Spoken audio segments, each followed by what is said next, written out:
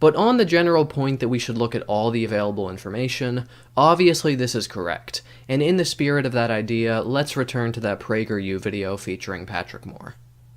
The optimum level of CO2 for plant growth, for example, is 4 to 5 times what is currently found in our atmosphere. That's why greenhouse growers worldwide actually inject additional CO2 into their greenhouses. They want to promote plant growth. Likewise, higher CO2 levels in the global atmosphere will boost food and forest productivity. That will come in handy, since by mid-century, we will have to feed 8 to 10 billion people. In fact, we're already seeing the positive effects of increased carbon dioxide now. Satellite measurements have noted the greening of the Earth as crops and forests grow due to our higher levels of CO2. While on the surface this may seem like a convincing presentation, there are so many things wrong with what he says here.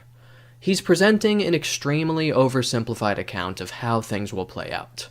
As noted earlier, because of the differing responses of C3 and C4 plants to increase CO2 and temperature, these changes could actually disrupt the balance of ecosystems in a way that could decrease biodiversity.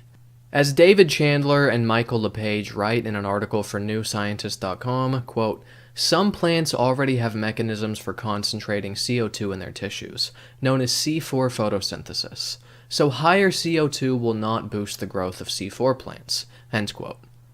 Another flaw in Patrick Moore's logic is that CO2 is not the only ingredient that plants require for growth, as Chandler and LePage point out in their article. Additional limiting factors include water and a variety of minerals. If plants don't have access to these things in sufficient quantities, growth won't just continue to increase linearly along with CO2 levels. Moore is correct when he says that a greening of the Earth has been detected. Something he fails to point out, however, and something that we read about in a NASA article on the subject, is that, quote, "the beneficial impacts of carbon dioxide on plants may also be limited," said co-author Dr. Felipe Calles. Studies have shown that plants acclimatize, or adjust, to rising carbon dioxide concentration, and the fertilization effect diminishes over time, end quote. Things are also not so simple for crop growth either.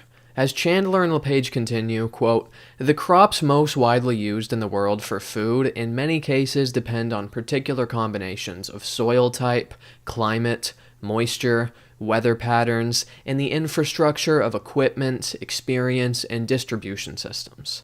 If the climate warms so much that crops no longer thrive in their traditional settings, farming of some crops may be able to shift to adjacent areas, but others may not. Rich farmers and countries will be able to adapt more easily than poorer ones," end quote. And as I've already pointed out, plant growth is not the only measure of environmental health.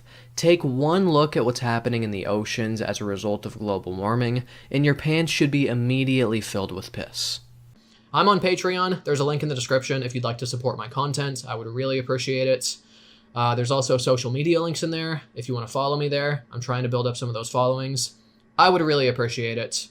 Make sure to subscribe for more videos if you haven't already. Hit the bell, hit the like button, post a fucking comment. All that fun stuff that's standard on YouTube. You know the fucking drill. Thanks for watching. Hope you enjoyed this.